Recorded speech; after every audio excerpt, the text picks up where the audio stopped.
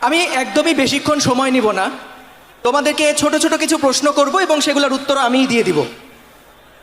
বলো তো, যে কোনো একটা ভালো কাজের জন্য, যে কোনো একটা ভালো ফলাফলের জন্য আসলে সবার আগে কি প্রয়োজন?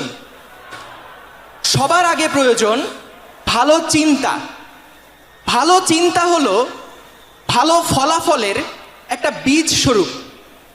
তুমি কখনোই এটা আশা করতে পারো না যে মাটির নিচে তুমি যদি আজকে টমেটোর বীজ বুনো, তুমি যতই এফোর্ট দাও, যতই হার্ডওয়ার্ক করো, সেখান থেকে কিন্তু কখনোই আপেল পাবা না। তো তুমি যদি টমেটোর চারা লাগাও, তাহলে তুমি দিন শেষে টমেটোই পাবা। ভালো চিন্তাটা ঠিক একই রকম, এটা ভালো ফলাফলের জন্য একটা বীজ স্বরূপ। এখন পরের প্রশ্ন যে ভাই, ভালো চিন্তা আসবে কোথা থেকে? ভালো চিন্তা এই জিনিসটা আসবে ভালো কিছু করার ইচ্ছা থেকে। ভাই বুঝলাম ভালো কিছু করার ইচ্ছা আছে, তো ভালো কিছু করার ইচ্ছাটা আসবে কোথা থেকে? দেখো, ভালো কিছু করার ইচ্ছা সবসময় তৈরি হয় ভালো মানুষের সাথে মিশলে। এটা খেয়াল রাখবা, ইংরেজিতে একটা প্রবাদ আছে, surround yourself with the people you want to B.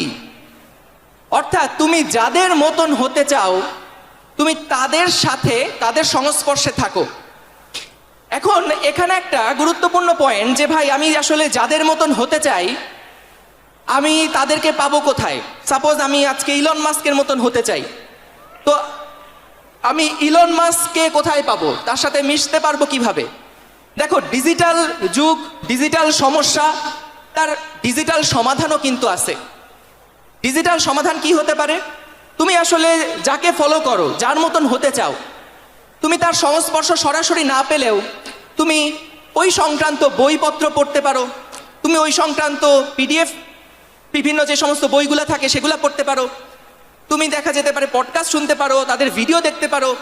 তো এইগুলা কিন্তু দেখা যাবে ওই যে ভালো মানুষের সাথে মিশলে নিজের মধ্যে যে ইম্প্যাক্টটা তৈরি হয়, সেই রকম ইম্প্যাক্ট কিন্তু এইখানেও হুবহু চলে আসে। তো এটাই বলবো, তোমরা এখন নতুন ভার্সিটিতে যাচ্ছ, নতুন একটা জীবন তোমাদের শুরু হচ্ছে। এই মুহূর্তে তুমি কাদের সাথে মিশছো, একদম প্রথম থেকে, যেটা রাজীব ভাই অলরেডি বলে গেছেন, এটা খুব গুরুত্বপূর্ণ।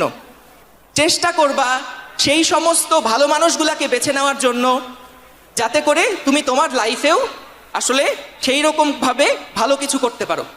তো এই ছিল। থ্যাংক ইউ সবাইকে। আল্লাহ হাফেজ।